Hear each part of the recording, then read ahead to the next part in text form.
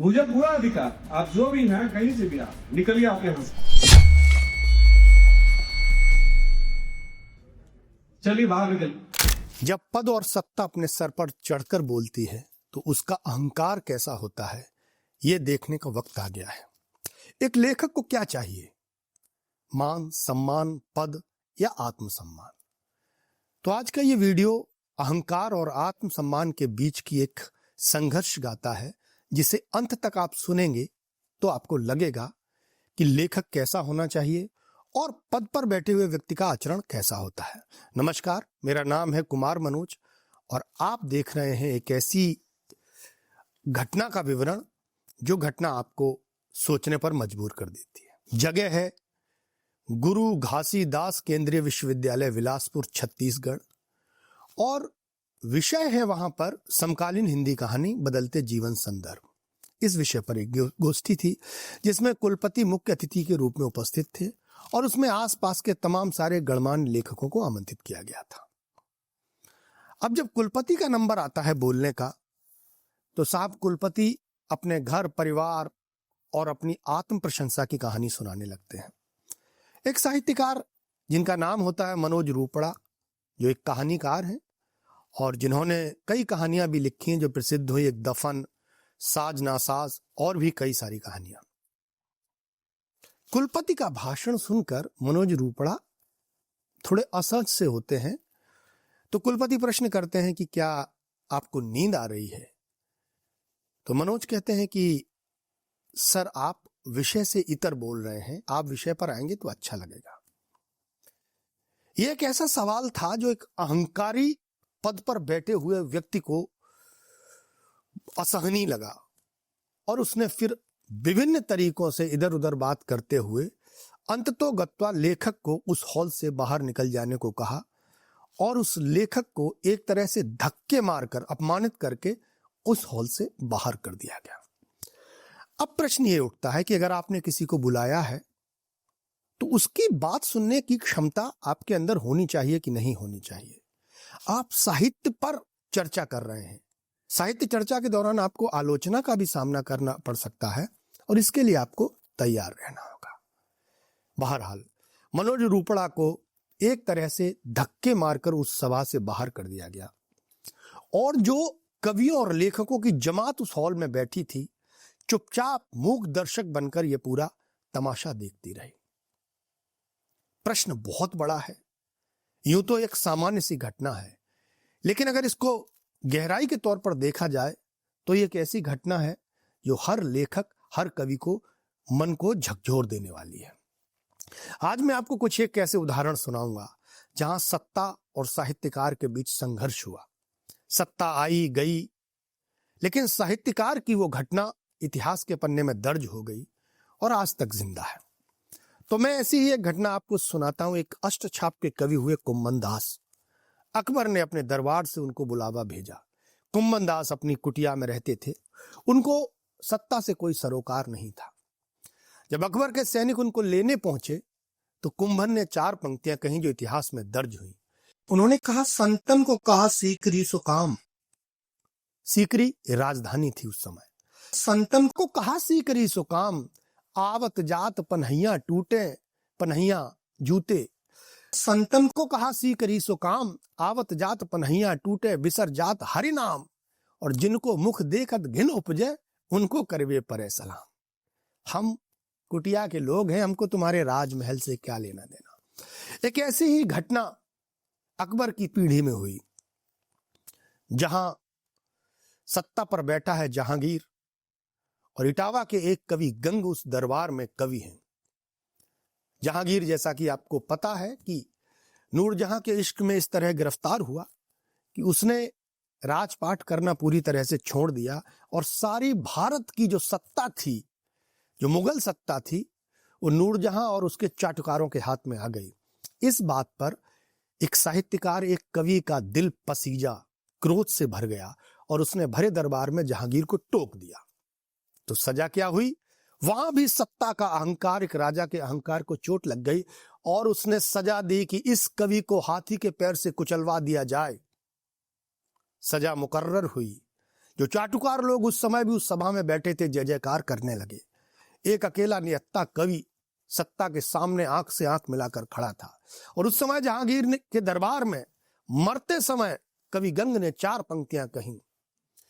उन्होंने कहा कि कभऊ न भड़वा रण चढ़े, कभऊ न बाजे बम्ब, दोकर जोड़ समाज को विदा होत कवि गंग। और उनको हाथी के पैर से कुचलवा दिया गया। घटना आई गई हो गई, लेकिन वो एक घटना, वो एक जवाब सदियों तक अमर हो गया।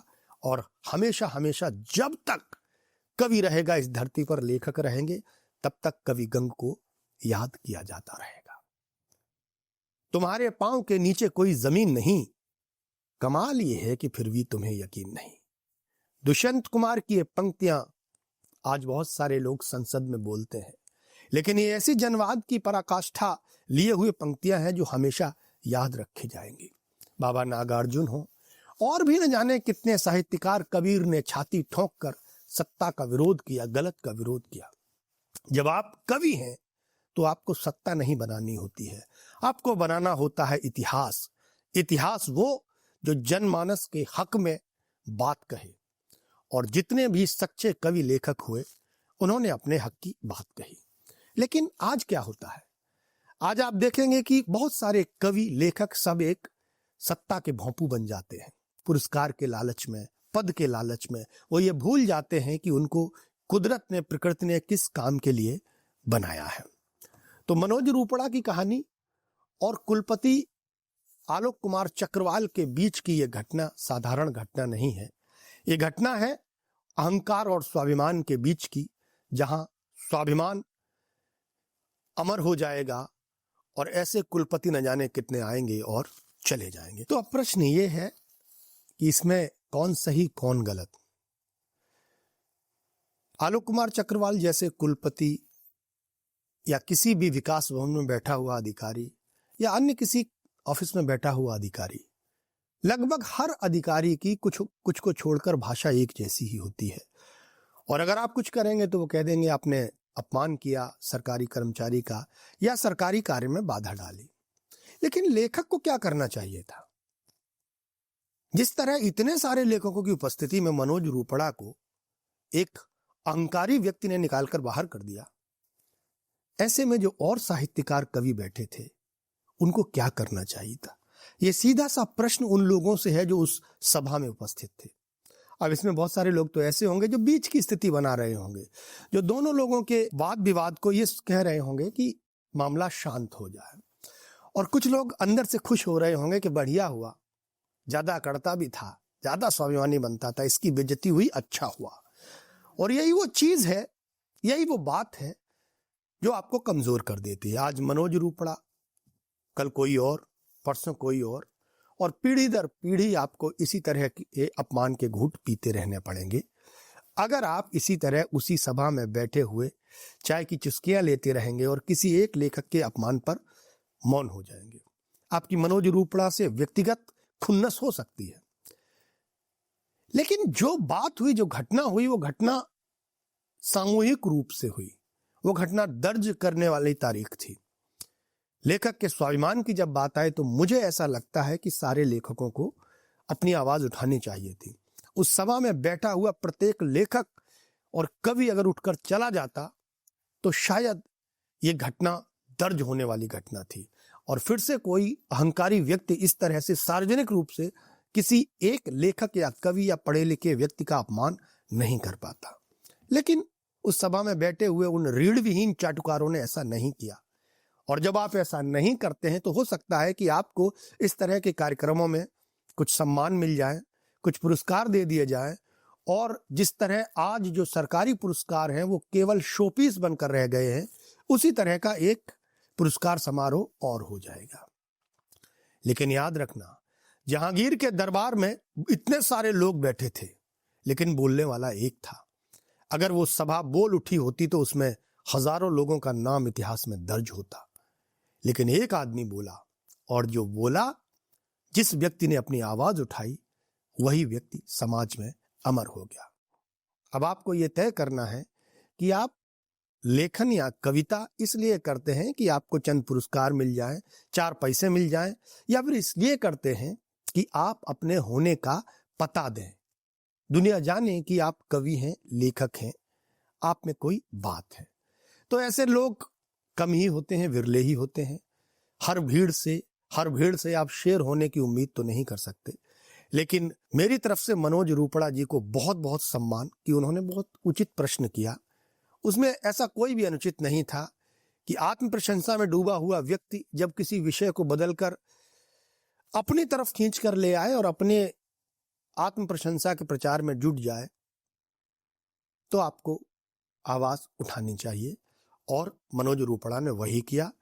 पूरा साहित्य जगत उनके साथ है, खासकर पूरा प्रशस्ति स्टूडियो परिवार उनके साथ है।